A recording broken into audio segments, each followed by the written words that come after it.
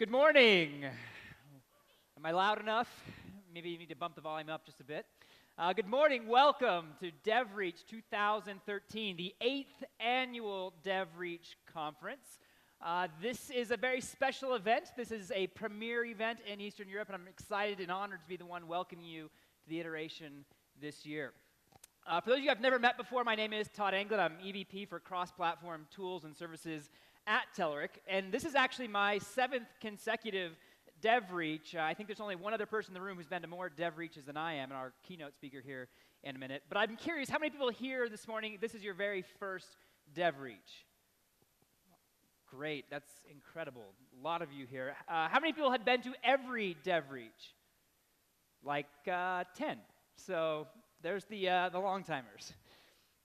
This is extra special for me, as I said, because I've been here since 2007, and this event only keeps getting better. This is an event that, of course, is convenient for me, because Telerik, as many of you know, has headquarters just down the road. But this is one of the best events consistently in the world, bringing together not only great speakers and great content, but great attendees. In fact, for this event, there are attendees and speakers from over 25 different countries around the world. And I think that's pretty incredible for any event. So give yourself a hand for coming here and being a part of that history. I, meanwhile, am from Texas. I've traveled a distance. This is an accurate drawing of the United States and where I live. Anybody know how far it is to fly from Texas all the way over here to Sofia? Guesses? But in kilometers and miles, it's about 10,000 kilometers. So I think I'm close to being furthest traveled. I know a few of my West Coasters. West Coasters have a little bit more distance on me, but they don't matter in the United States picture here. So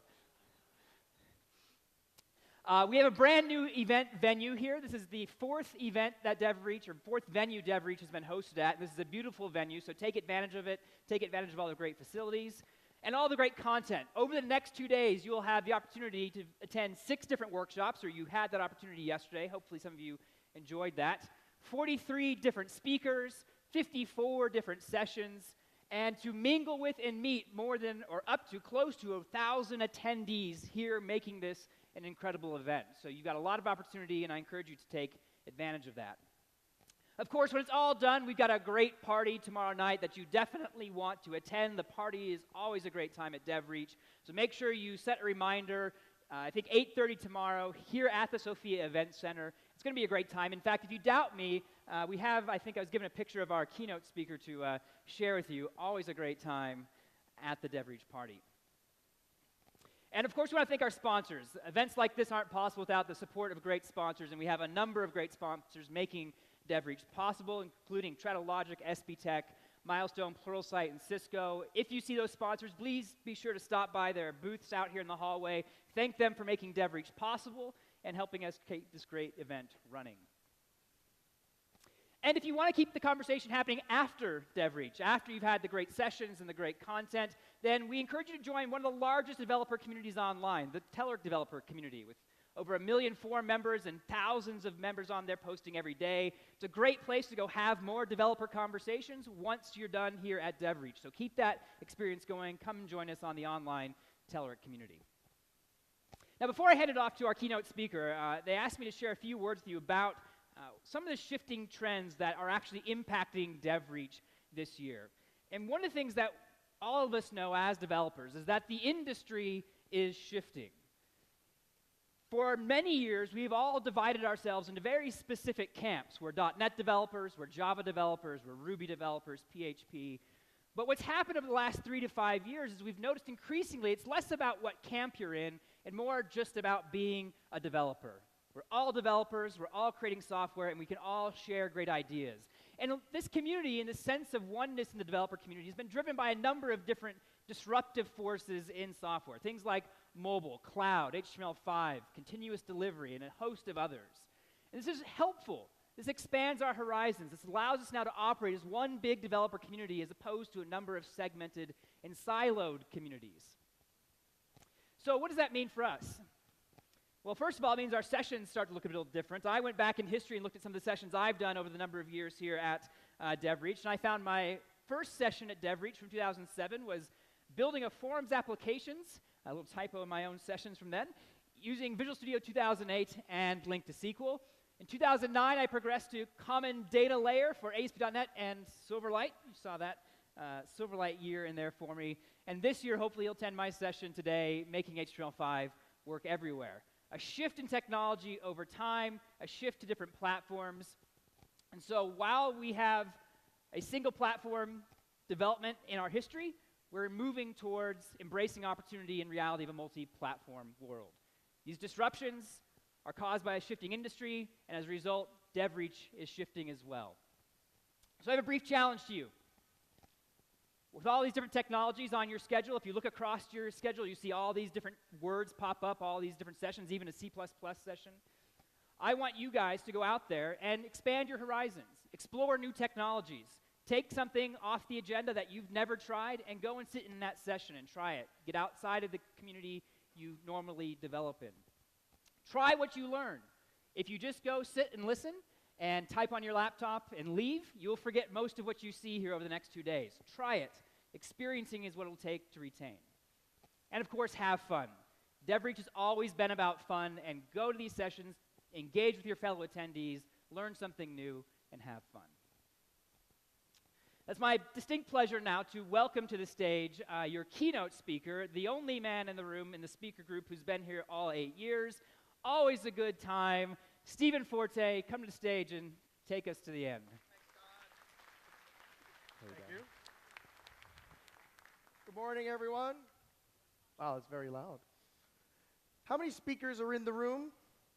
Can you all just stand up so everyone can meet you?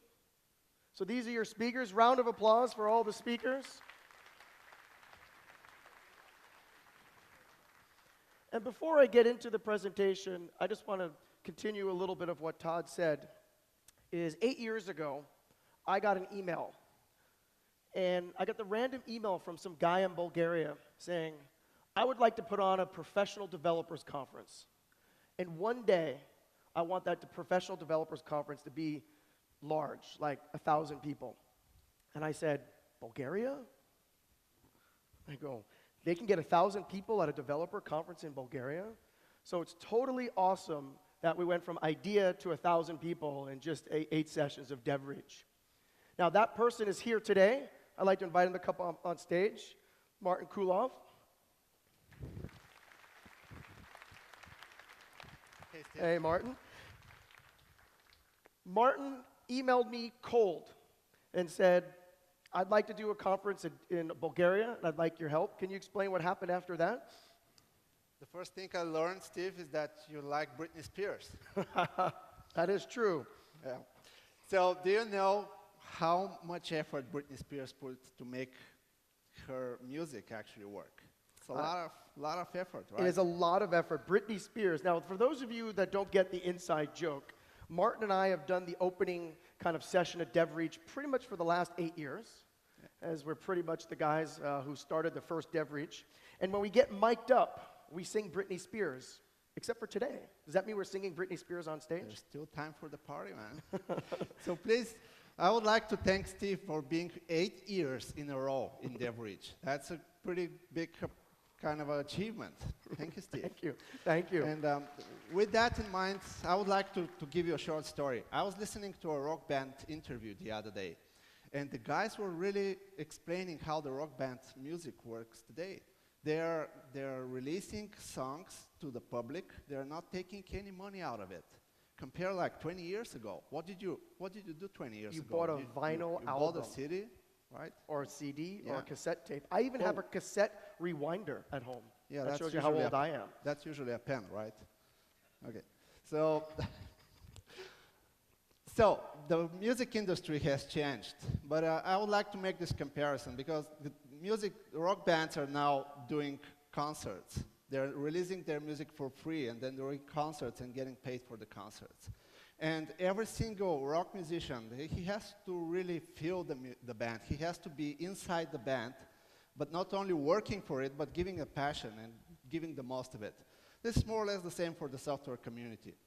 We're talking today, these days, for entrepreneurs and how we can start up our own businesses.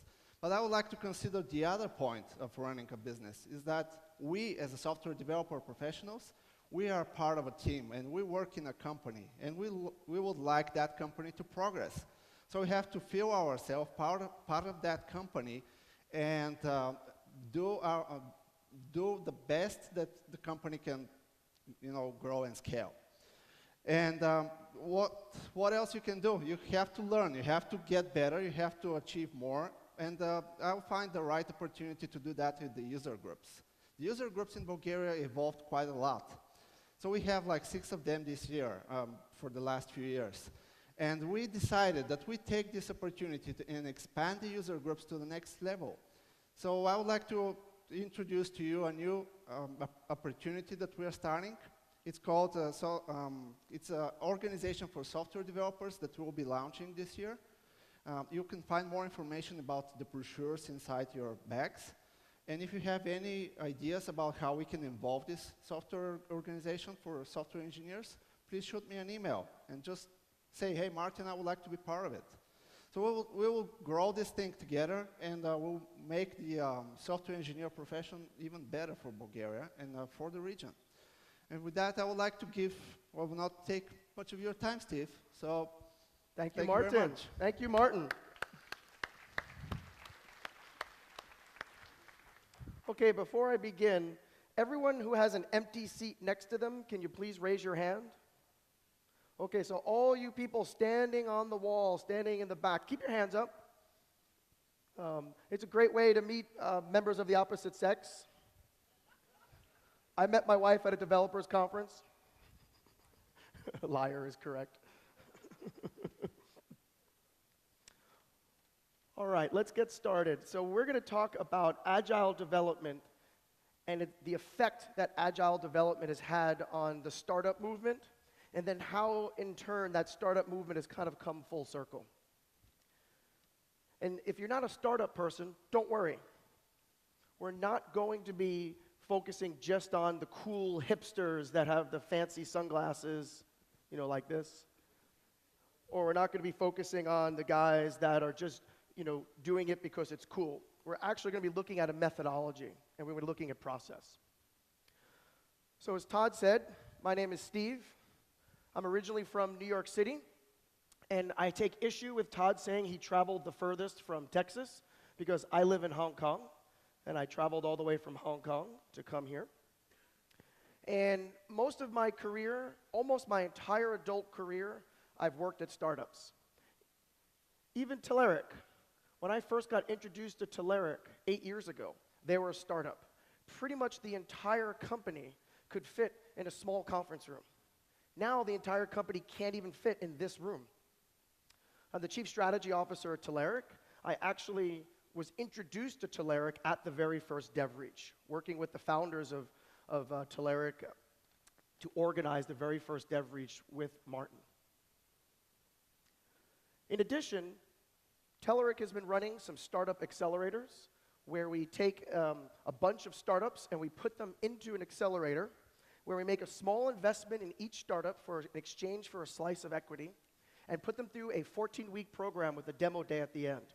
And we've run 2 batches so far in Hong Kong, and we'll be running 1 batch in Silicon Valley next year.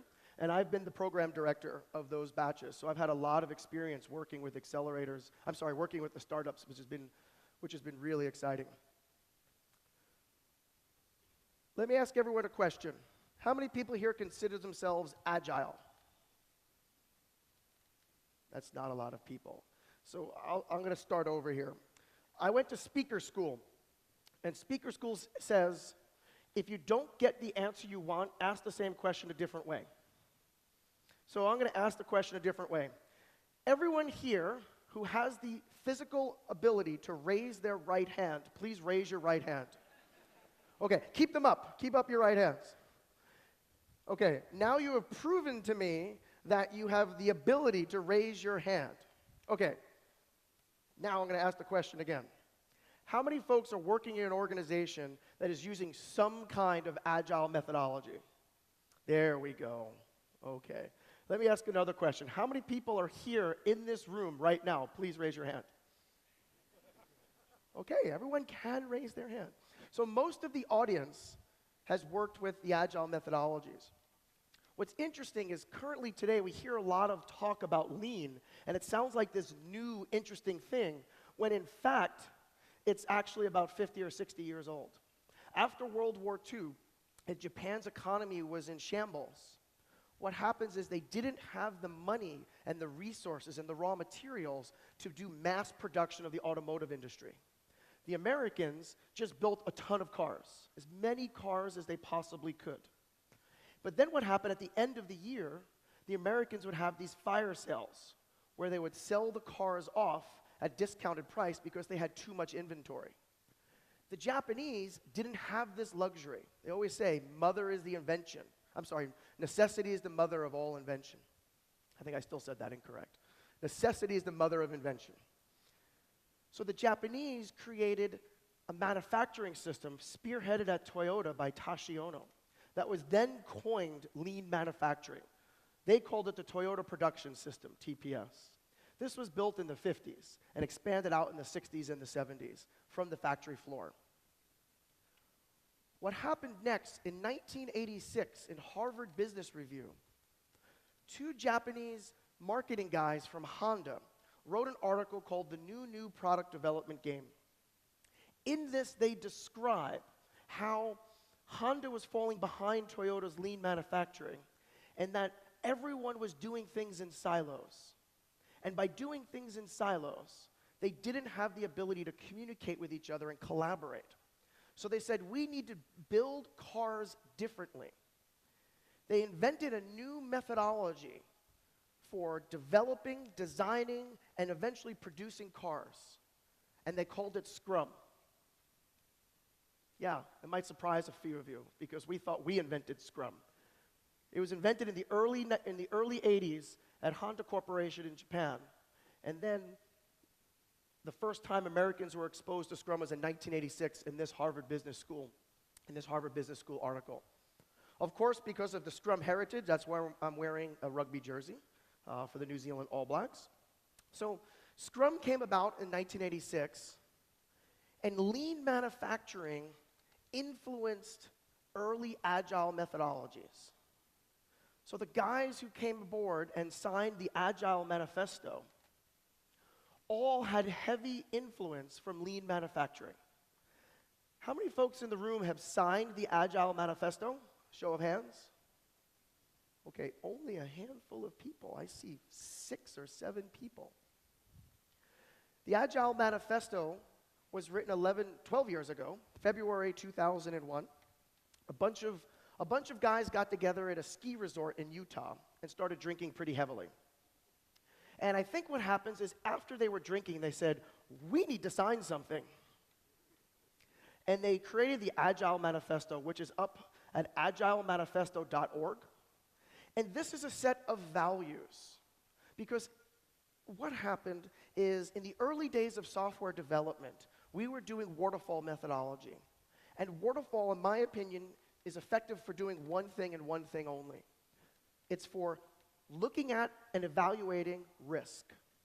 Because in the 1950s, it was very expensive to write software.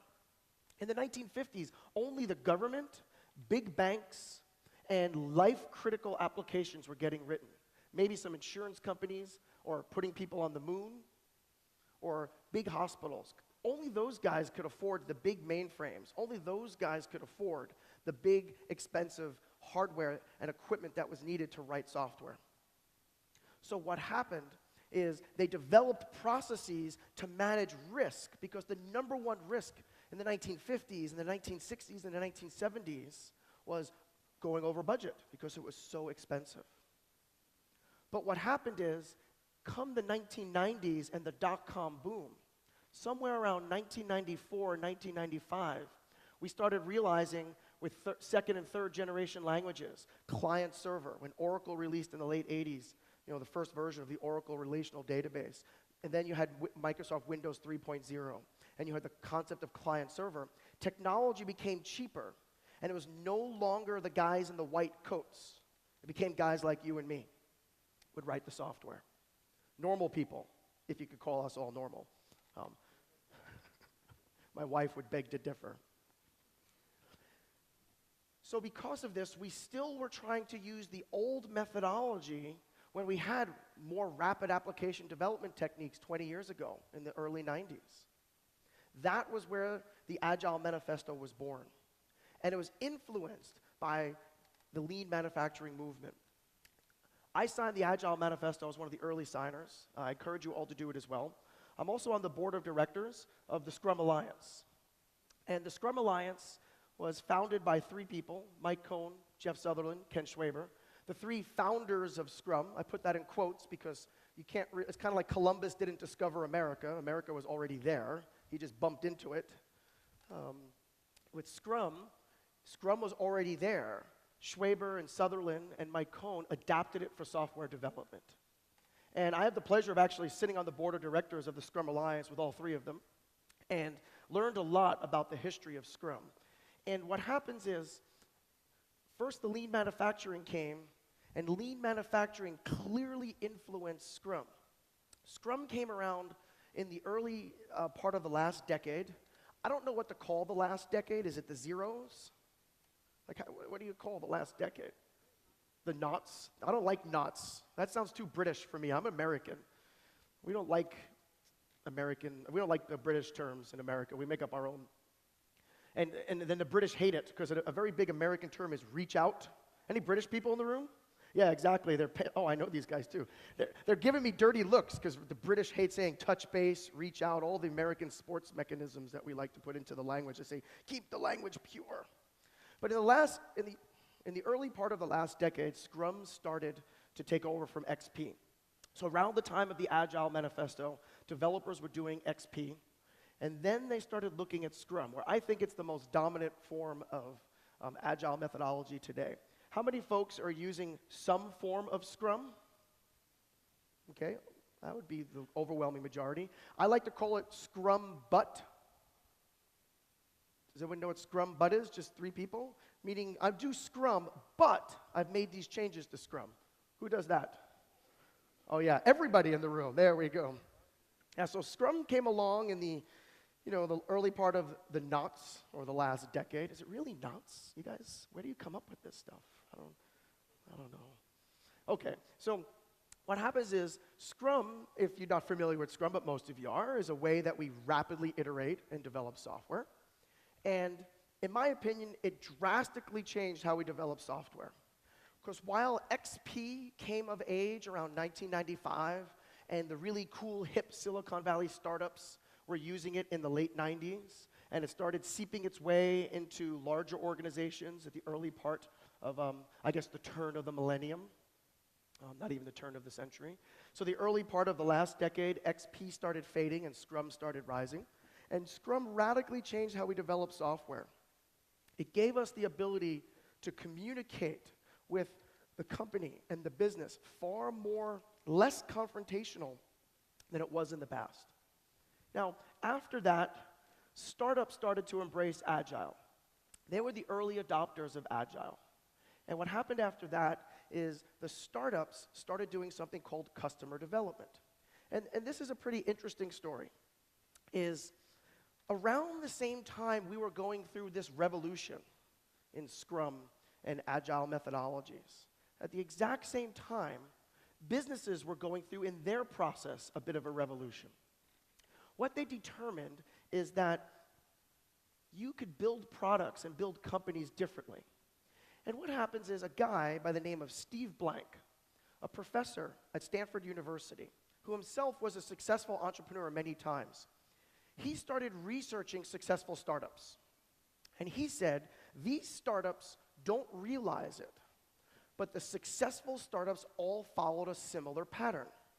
And the similar pattern, he called it customer development. He goes, I didn't invent this, but since no one else is writing about it, I'm going to give it a name. It's kind of like, the first guy to discover the model view controller, right? He just said, I'm going to call it the model view controller. I'm glad it was him that invented model view controller, not me, because it would be like the Steve controller if I invented it. So everyone would be doing, SVC or something like that. Steve view controller. So Steve Blank coined the phrase customer development. Is anyone familiar with customer development? Okay, only a handful of people. Probably only about 10 people in the whole room. Customer development, in my view, is agile for business. That's not what they would say. But the story kind of goes like this. You have this thing called a business model canvas. And the business model canvas is a new way of defining your business without writing a business plan. So you replace the entire business plan with this one sheet of paper. And this one sheet of paper has 9 categories. In my opinion, the 2 most important categories are your customer segment and your value proposition. But your business model canvas is a way to represent how you're going to work with potential customers, how you're going to build the product, how you're going to make money. But it's intended to be a living and breathing document, meaning is you go out and you do some experiments, short iterations, and then you learn from those experiments. When the experiments are over, you'll go back and change your business model canvas. So you would say, this particular project or this particular thing is, I have a customer segment, and they're going to be collectors. They're going to be collectors of antiques or something like that. And let's just use a different example. Let's say you're building a video game, and you're going to target 17-year-old girls. You figure that's a really huge gaming segment, right? 17-year-old girls are really interested in gaming. So then you go out and you do some experiments, and you realize that 17-year-old girls are not interested in gaming, but by golly, 17-year-old boys are interested in gaming. So then you would do what's called a pivot, and you would actually change your business model canvas. And then you would start seeing how the rest of the relationships on the canvas take place. So it's a new way of thinking about a business being very lean, very agile. And what's interesting is, in my opinion, agile inspired the lean startup. Has anyone here heard of the lean startup movement? Okay, a fair amount of people. The Lean Startup is a book written by a guy named Eric Ries. And let me tell you the story about how agile, which was influenced by lean, directly influenced the lean startup. Eric Ries was working at a company that needed some investment. He needed a few $1 million, so he went to Steve Blank, the professor at Stanford that I told you about. Steve Blank wrote this book here called The 4 Steps. Oops. Well, now you saw my next slide. Don't tell anyone. Steve Blank wrote this book called The 4 Steps to the Epiphany. And The 4 Steps to the Epiphany is a book that really is about customer development. It's where if you want to learn how to do customer development, Steve Blank lays out all the features of customer development. There's 4 phases: customer discovery, customer validation, company building. So Steve Blank goes through all of the methodology, but it's a really dry, boring book. And what happens is Steve Blank made an investment in Eric Ries's company. But he said, a term of condition of my investment is you need to come to my class at Stanford where I teach customer development, where this is the textbook. And I don't know if any entrepreneurs in the room, but if your investor just wants you to take a class at a university as a condition of investment, you kind of say, give me the money, I'll come to the class, right? What's interesting is what I didn't tell you about Eric Ries, because he's kind of famous now, is we know him very well at the Scrum Alliance because he was a certified Scrum Master. He was a software developer practicing and blogging about and tweeting about all of the agile methodologies. He used to go to agile conferences. And when he sat in Steve Blank's class about customer development, he's like, I get this. Check. Awesome.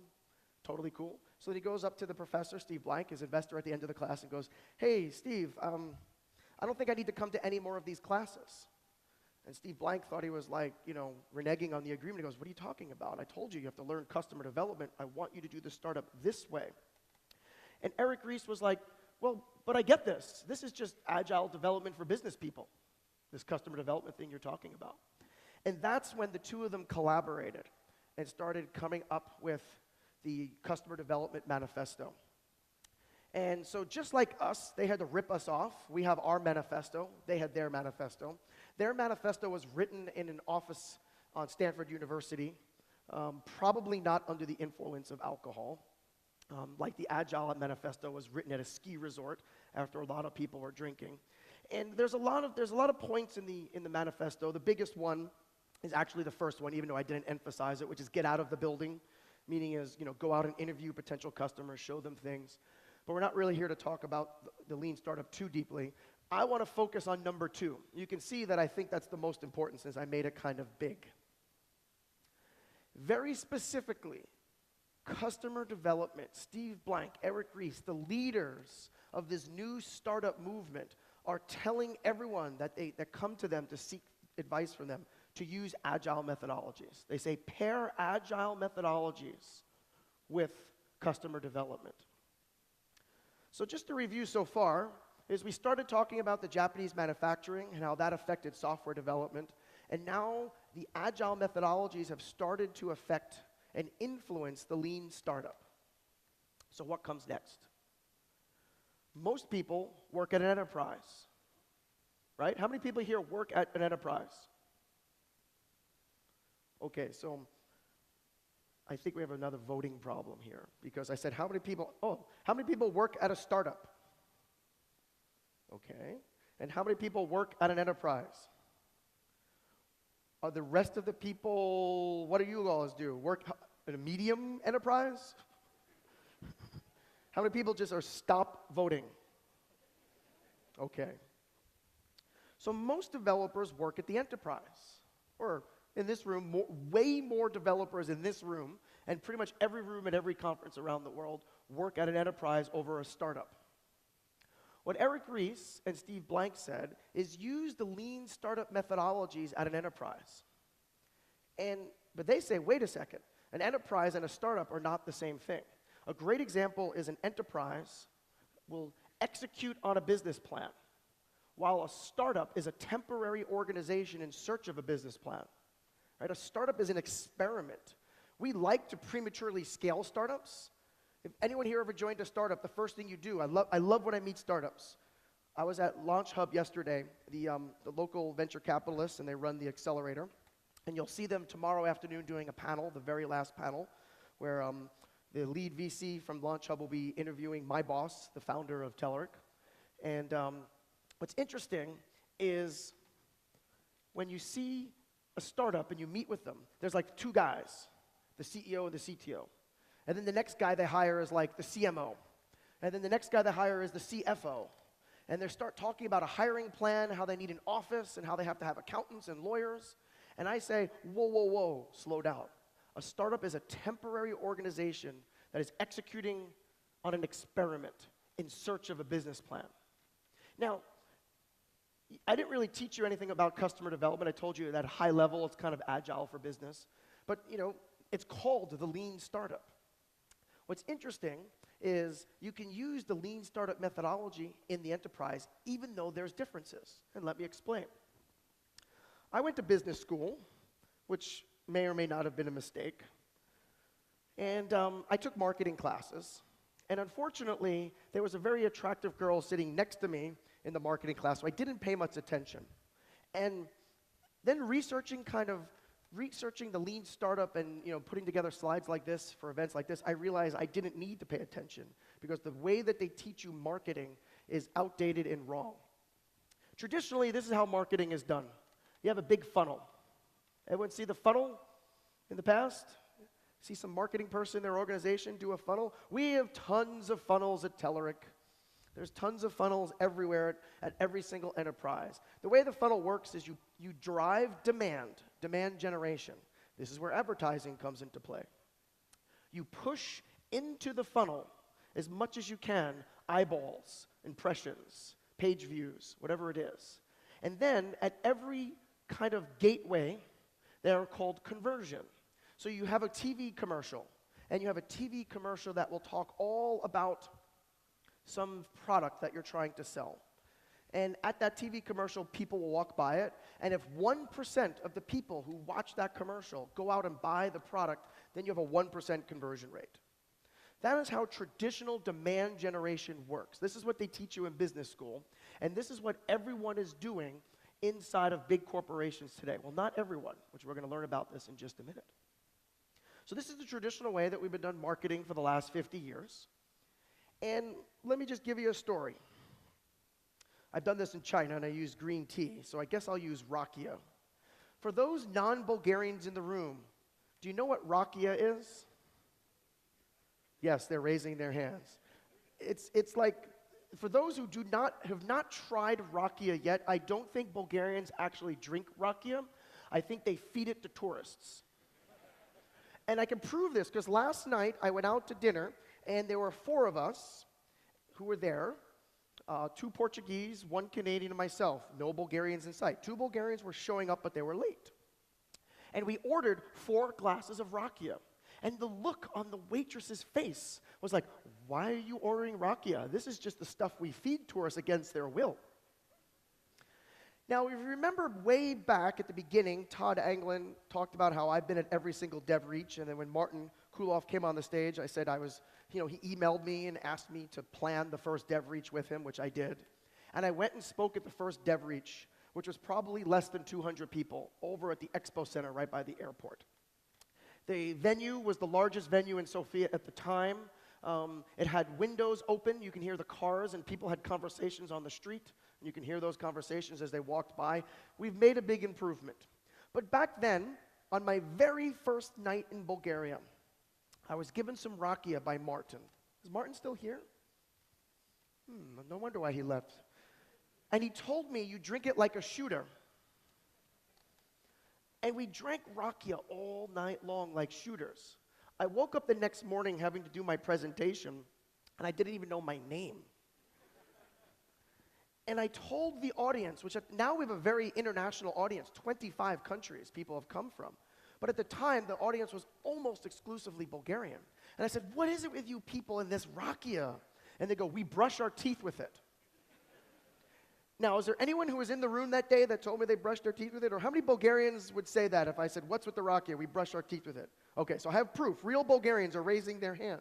So Bulgarians apparently want to brush their teeth with rakia. So back to product development and demand generation. You thought I was making a fun story to pass the time.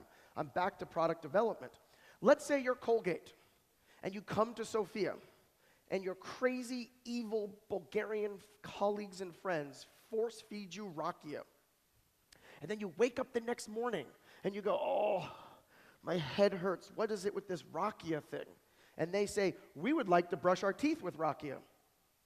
You think I'm making this up. This really happened at the first DevReach and the second DevReach. They told me they like to brush their teeth with rakia. So you decide, let's make rakia flavored toothpaste. Seems like a logical thing to do, right? Rakia flavored toothpaste. So you're going to make rakia flavored toothpaste. How do you do it? Can anyone tell me? Well, I guess we can't in a big keynote like this. So rakia flavored toothpaste, the way you bring it to market is a very simple process. It's been done over and over again. The way you do it is you make some prototypes and you test it in the lab. You go get some random Bulgarian person, you put an ad online somewhere, and you say, needed tester for new toothpaste flavor. And you take it out in some Bulgarian newspaper, and some random college student will volunteer for this particular experiment. And you try like 400 different variations of the recipe and eventually come up with one where the random college student doesn't get too drunk when they brush their teeth and says, da, dobre, dobre. So what happens is you now have your formula. So the next thing you do is you don't go to Sofia, you go to Plovdiv. You go to a smaller city, but an important enough city. And maybe you go to like Burgos too. And you find a few convenience stores. And you place a couple hundred of these in the convenience store. And you see how well they sell, how fast they move off the shelves. And then you extrapolate from those how long it sold you to sold, 1,000 boxes of 1,000 tubes of rakia toothpaste. And you extrapolate how long that's going to take. And then you go back to your marketing funnel and your product development and your demand generation.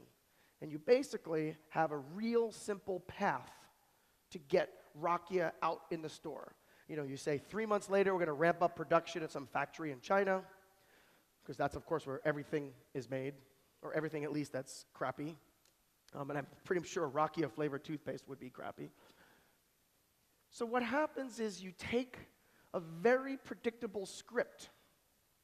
This is what marketing people do. This is what product development people do. This is what they do in the enterprise. The problem is, what if it doesn't work? what if Rakia flavored toothpaste seemed like a good idea at the time?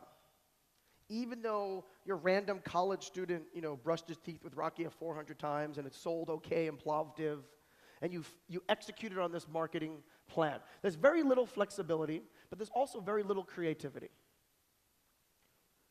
So what happens is, in addition to Rakia flavored toothpaste, the enterprise started coming under pressure. So they're doing product development in a very old-fashioned way, but there's also these new forms of competition that would put pressure on Rakia flavored toothpaste. Not just Rakia flavored toothpaste, but the enterprise as well. The first is everything seems to be free now, especially online. So this may not work as well in the analogy with the Rakia flavored toothpaste, but the phone company sure feels this, right? No one at the phone company was ever going to invent Skype through product development, right? It's always going to take some disruption. I even argue that all industries are under threat from the business model of putting things to be free, of putting the pressure on the margins from people doing product development. Because if your way of doing business is the way you bring Rakia flavored toothpaste to the market, it's a very constant script that works in the old way of doing things. Because with social media, when one person gets the Rakia flavored toothpaste and thinks it's a good idea to feed it to their child, and then puts it on Instagram, which then goes out to their Twitter feed, which then goes to their Facebook feed, which then gets retweeted by somebody with 100,000 followers, then gets picked up by TechCrunch. Within 24 hours, there's worldwide protests against Rakia flavored toothpaste. Who believes that this could happen? Yeah, everybody. So there's no contingency plan in the traditional marketing funnel and product development for social media. There's no contingency plan. Those guys just use social media as another channel, right? You look at the companies that don't get it. The companies, they just use social media to do what I call the megaphone. They just push things out. Like us on Facebook, subscribe to our Twitter feed, and then they just shout at you, right? Real brands, continuing my tradition of making fun of the British, they decide to put an airport in a country where people don't own snow shovels. So every time there's like one little thing of snow in Heathrow, the whole place goes down. And apparently every single flight on the planet somehow is affected. So Heathrow is the center of all aviation.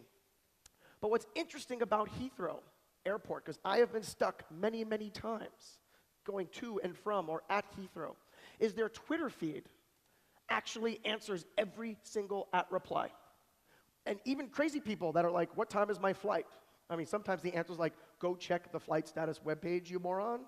But they go and they say, they even post pictures of the snowplows and people, and they interact with everyone. They're actually using social media as a conversation with their users, not as a broadcast mechanism that a lot of the big organizations do, which is just, as I said, like the fire hose shouting at their customers. So what happens is enterprises that are getting it are starting to do customer development. So I just want to, at each of these gateways, I just want to kind of remind you, we started with lean manufacturing, big enterprises, but it was specific to manufacturing. Then that affected the agile movement. The agile movement, and Scrum in particular, affected the lean startup, which of course at first was adopted by startups. I mean, it's called the lean startup. But then enterprises have started to take a look at customer development. And let me give you a couple examples.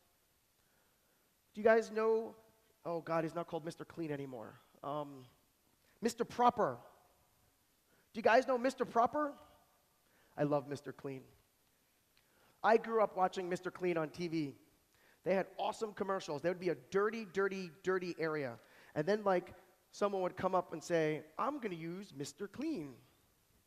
And then all of a sudden, Mr. Clean came out of nowhere and cleaned everything.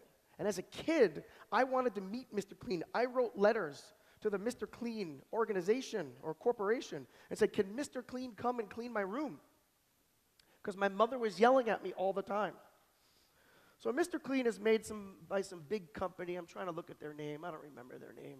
Some big, mean, evil, chemical producing company in the United States.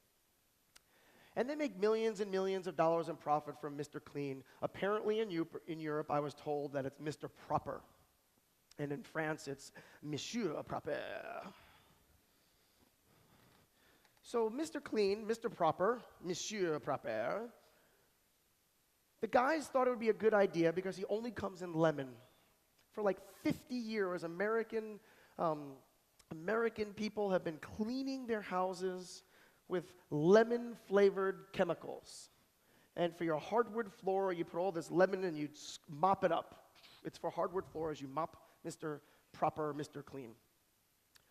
So what they decided to do was use customer development to make a new flavor. Flavor sounds wrong. What would we call that? A new recipe. Flavor sounds really wrong. It sounds like I want to drink it. And you would not want to drink Mr. Proper. There'd be nothing proper about drinking Mr. Proper. So some genius at the Mr. Clean organization decided to say, we should make strawberry. And some smarter person said, whoa, whoa, whoa, let's let the customers tell us. Let's do customer development. Let's embrace this lean startup thing. So what they did is they went out and they started, doing customer development. And customer development is the concept of first asking customers some questions, but you'd only do that to see if you passes the smoke test, because customers always tell you what you want to hear. Then the next thing you do is you make some small prototype and you give it to them and you see if they're going to actually use it. And then the next thing is you see if they're actually going to pay for it and how much they would pay for it and if they would use it and things like that. Well, as they went through this iterative process, so at a very high level is you make a really small version of the product, sometimes called a minimum viable product. Okay, that came from the minimum marketable feature from lean manufacturing. We call it minimum viable product. And it's not a beta, it's not an alpha, it is a small throwaway experiment to test an assumption. And the assumption here is people will choose strawberry Mr. Clean over lemon Mr. Clean. Or they'll choose strawberry Mr. Clean over a competitor. And then what you do is you give somebody, you make some strawberry Mr. Clean, and you give it to them, and you give them the competitor, and you see what they do, and then you have a conversation with them after, and you said, oh, you used the strawberry Mr. Clean. Did you like it? Did you not like it? Would you go back to this? Would you go back to that? And then you get deeper with these minimum viable products. You actually start asking them to pay for it. And when it all comes together, you start getting the feedback, and based on that feedback, you take your next step. So you don't have a business plan. You have that business model canvas I showed you not too long ago. So do you think they came up with a different flavor? Who wants to take a vote? Who thinks they came up with strawberry Mr. Clean? No one. One person. Who thinks they came up with another citrusy flavor, like orange? Awesome, orange, that seems good. How many people think they came up with something really exotic, like, I don't know, like I live in Hong Kong and we have some crazy things like breadfruit and dragon's fruit. The China market is expanding. We come up with, okay, a few people thought dragon fruit. Well, you're all wrong. They come up with a Swiffer. They said people don't want strawberry Mr. Clean. They don't even want to mop. They hate mopping. We're going to make a completely different product. What this is, oh, the resolution isn't all that good. That's my fault. That's not the AV fault, because I have a different resolution. But the Swiffer, do people have the Swiffers here in Europe? Okay, not many. I don't know, maybe it's called like Monsieur Swiffer. The Swiffer is very, very simple. It's so simple, I can't believe I didn't invent it, because I don't have a big brain to invent important things. It is a stick, a piece of plastic. It costs about $1 to make in China. And this is a baby wipe. Oh, I don't have the laser pointer. So there's a baby wipe, and you just wash your floor with that little baby wipe that has some Mr. Clean chemicals in it, and you throw out the baby wipe. Done. No mop, no wet floor, done. This thing sells like hotcakes in the United States, and I think last year they made $1 billion in profit. I don't think strawberry Mr. Clean would have made them any profit. It would just maybe a little extra. It wouldn't have done badly, but it just would have made them maybe a little extra marginal cost, and more likely, strawberry Mr. Clean just would have taken sales away from lemon Mr. Clean or Mr. Proper. So big companies doing customer development. Another one.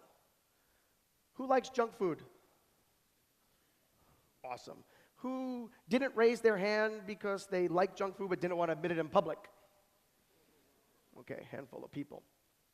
So Doritos, which is, one of the most world-famous brands, decided to, instead of doing the product development kind of rakia-flavored toothpaste methodology, decided to use a different methodology to come up with a flavor. And this flavor they came up with is spicy sweet chili. They decided to go to the customers raw. They didn't plant a seed into the customer's head and said, we want this type of, choose between these 3 flavors. They just went to customers, didn't even tell them they were Doritos. They said, why don't you just do these taste tests? And then they started doing the prototypes, and then they started layering on top of that and actually came up with the flavor of the spicy sweet chili Doritos. Now they went one step further.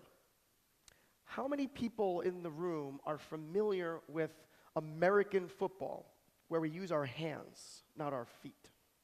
Okay, a lot of people. So you might have heard of this event called the Super Bowl. It's not popular in Europe, but like every American watches the Super Bowl. So I'll give you a piece of advice for any country that wants to invade the United States. There is one day a year that you can do it.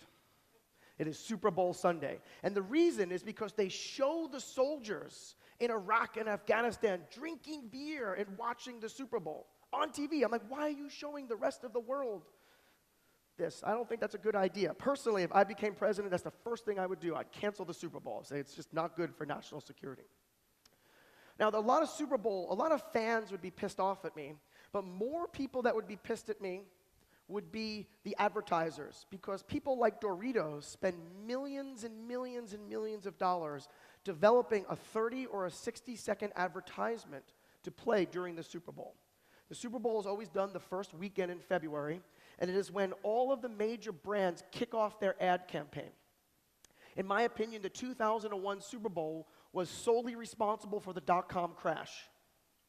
And you laugh, but every single dot-com created a commercial, and if you took any economics, supply and demand, there's only so many commercials that can go on air at the Super Bowl, and the price of a Super Bowl ad in 2001 was the most expensive in history. But every dot-com was putting up a Super Bowl ad, $5 million, $10 million, blew through all of their funding. They weren't doing product development. I'm sorry, they were doing product development, they weren't doing customer